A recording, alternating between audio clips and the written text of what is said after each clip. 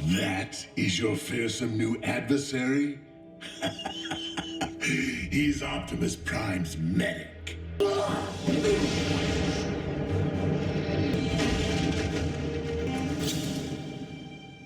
right, then. For Cybertron!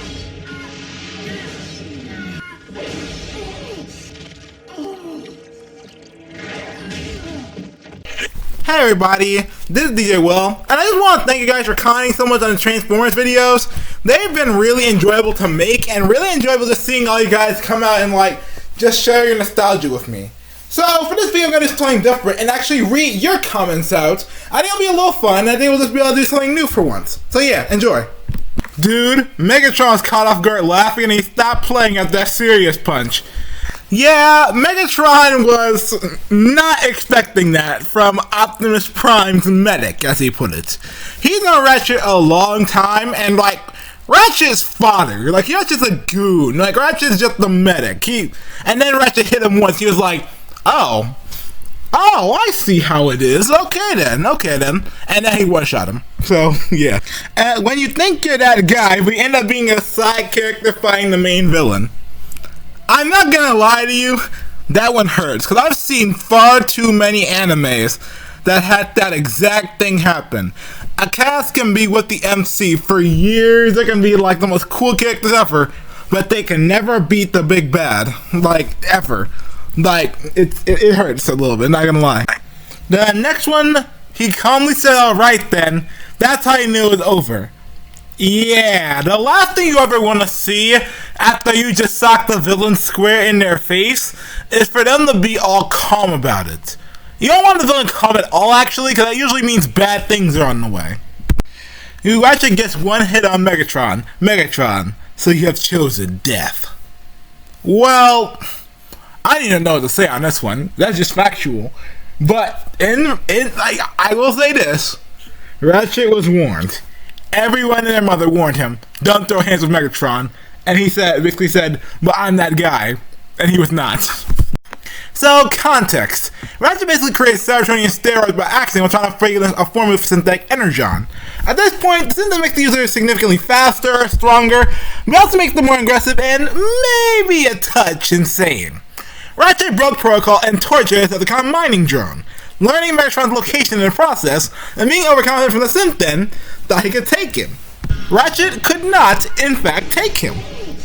Well, that's just fact. That's actually an excellent summary.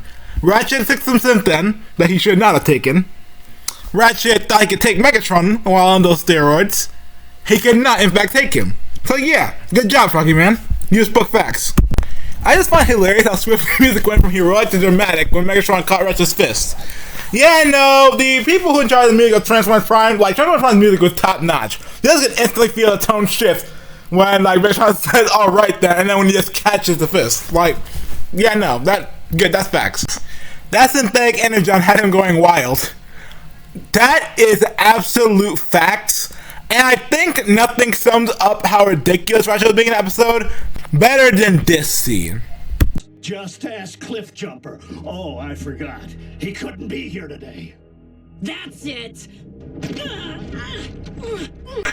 Yeah, no, Ratchet on Synthen was the absolute worst. And while I'm not saying I'm happy he got his chest punched in by Megatron, I'm just saying that it did help him learn a valuable lesson. So this next short is from the scene where Arachnid really decided to see if she could take on Soundwave in a 1v1.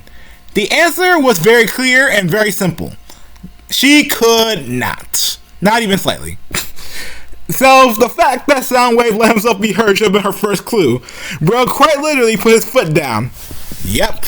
When Soundwave is the most chill Decepticon in the entire group, hands down.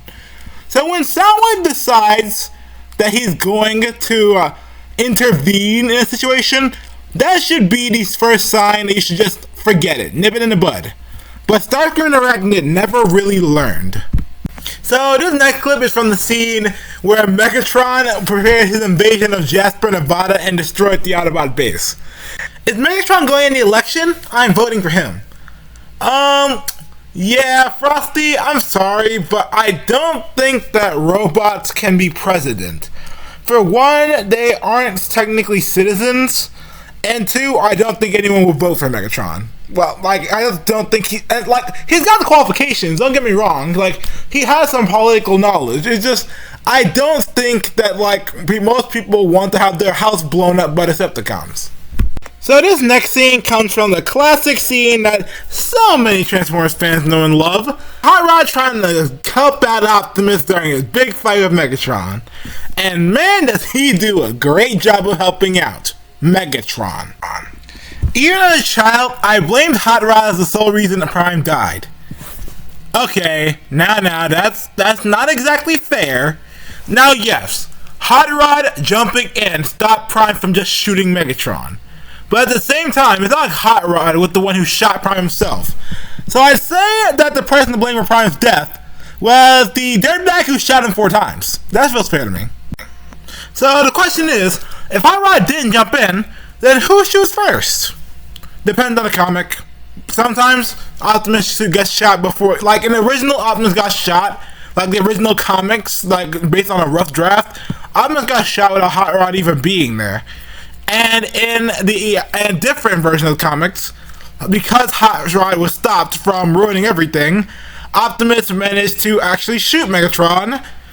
I do not like how that comic handled things. It was not fair to Hot Rod, like in the slightest, and from the overall writing of him. But that's not for this. Okay, so this one's just from Transformers Animated in general, like from when Starscream was trying to kill Megatron for 11 billion times. Immortality doesn't equal skill, Starscream, but it does equal opportunity. Because here's the thing, if Starscream's immortal, Megatron can't just kill him and get rid of him, which most Megatrons don't do anyway. But yeah, that means Starscream can just keep trying, and Starscream will win eventually, and he'll be leader of the Decepticons. And then that's how he tries to blow up Megatron for the 15th time and fails. This one is from the scene in Transformers the movie where Rodimus achieves his full potential by opening the Matrix, goes Super Saiyan, and becomes Rodimus Prime. Props to Galvatron for not being one of those villains too cocky to realize the danger in front of him. He knew exactly what being a new Prime meant for him. Yeah, no, he spent enough time as Megatron duking out Optimus day after day, week after week, for like so long in a stupid war. He knew exactly what it meant that Rodimus Prime was a thing, and he tried to do what he could to stop it by shooting him. I mean, that failed, but like most villains wouldn't try it. I'm not gonna lie. So I guess points for efficiency, dirtbag. These next few are from the tragedy known as the shuttle scene in the Transformers the movie, where we see so many of our classic Transformer friends from seasons 1 and 2 get utterly massacred by a Decepticon ambush. And it says the Decepticons really waited until this movie to finally realize they could switch their weapons from stun to kill. Yeah, no, like, it was very rare in the actual Transformers G1 show that we really felt like those guns were like going to like do like massive damage with only a few shots. Like, people took damage from gunfire, but like we never expected someone to actually die from one shot. And in this movie, it was just, they were wiping out everybody. It was ridiculous. Optimus said he needed a lot of energy and a lot of luck. He should have been specific on what kind of luck. It's Optimus' fault the Show Massacre had been confirmed.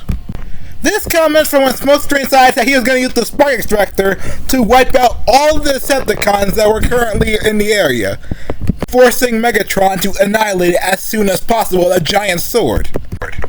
I like how when Megatron saw he used the spark extractor, he instantly destroyed the hesitation on how dangerous it is. I mean, honestly, they should never make that. The Decepticon who made that may be the dumbest of all of them. The Spark Extractor is absolutely an abomination. Think about it. It instantly kills any Cybertronian.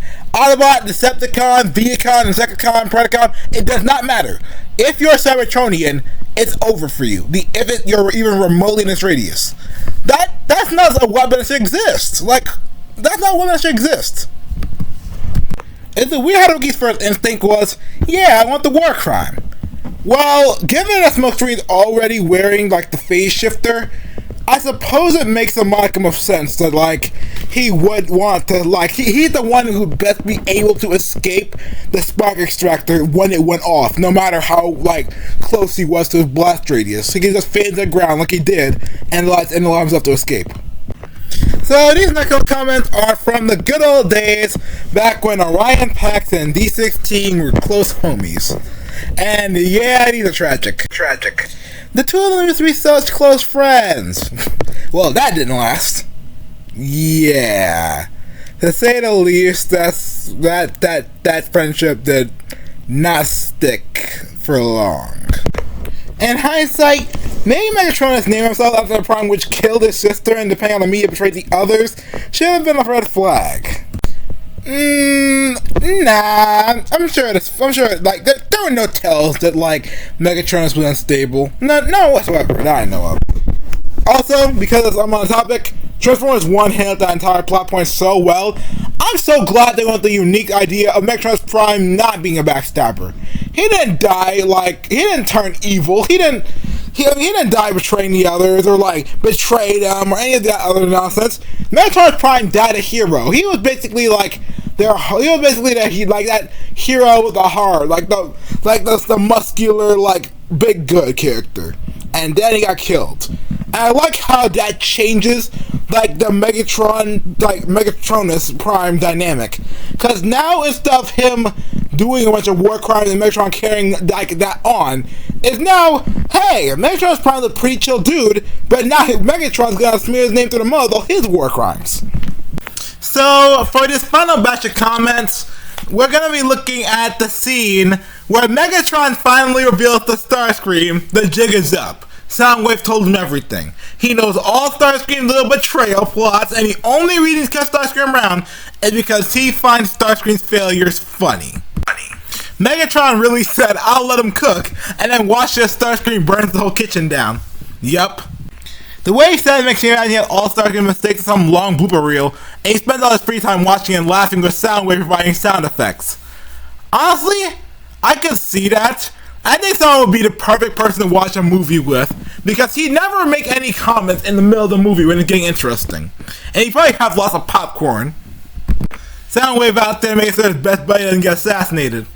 And you know, because Soundwave's in the middle of a group called the Decepticons, that's a full-time task. Like, always. Like, Soundwave can't catch a break. He's always saving Megatron. Soundwave basically being a teacher's pet. Yup, I can see it. Soundwave would be that one kid in the back of the, like, class, like, quiet, straight-A student, doesn't talk to anybody, just does its work and leaves. The IRS catching you evading taxes. You know, Soundwave working for the IRS would explain so much about how they're so easily able to catch people cheating. Now, we have tons more comments we can look through, and I will gladly make more of these videos, but for now I think that's where I'll stop. Thank you for watching this video. I hope you had a good time with me, enjoyed it. Like and subscribe for more of this Transformers content, and I'll be looking forward to seeing you next time.